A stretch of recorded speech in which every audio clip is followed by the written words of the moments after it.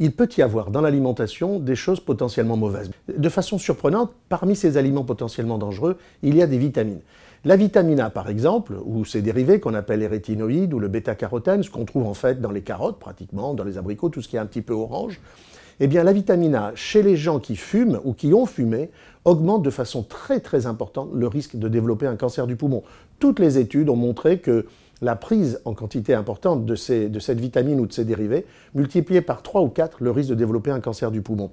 De la même manière, la vitamine E, celle qu'on trouve dans les poissons gras par exemple, augmente beaucoup le risque de développer un cancer de prostate chez les hommes, bien évidemment, pas chez les femmes. Et puis également la vitamine D.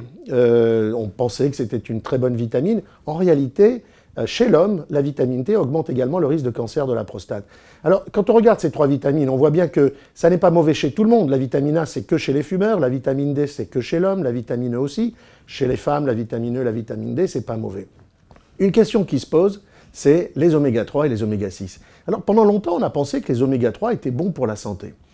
En réalité, quand on regarde bien, il y a eu plus de 1700 articles publiés au cours des 10 dernières années et qui ont étudié le rôle des oméga 3 dans la prévention du cancer.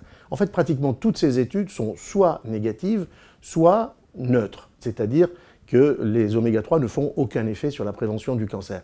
Il y a même un certain nombre d'études qui, au contraire, aujourd'hui, dans les plus récentes, semblent indiquer que ces oméga 3 seraient peut-être dangereux. En fait, on constate que les hommes qui ont des taux très élevés dans le sang d'oméga 3, forcément ces oméga 3, s'ils sont dans le sang, c'est qu'ils ont été mangés, absorbés par l'alimentation.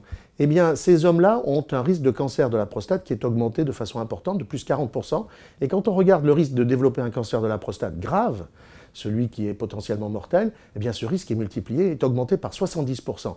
Donc, attendons d'autres études, bien évidemment, mais pour l'instant, attention aux oméga 3. Ce que l'on peut dire, c'est que toutes ces vitamines ou les oméga 3 ne sont pas neutres. Il faut une prescription médicale, il ne faut pas s'amuser à aller les acheter dans une pharmacie, et quand vous prenez des comprimés de compléments alimentaires, regardez bien sur l'étiquette s'il n'y a pas de la vitamine A, de la vitamine E ou autre.